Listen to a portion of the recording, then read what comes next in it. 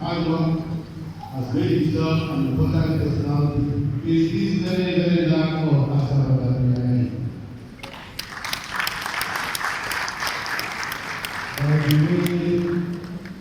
My running mate, the incoming deputy governor of Delta State in 2023, and the president of the Asaba Development Union.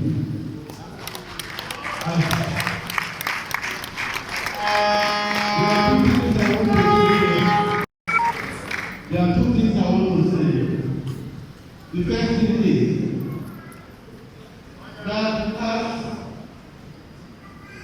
Prince Okocha brought in the current group of body, so shall he bring in the next government of them.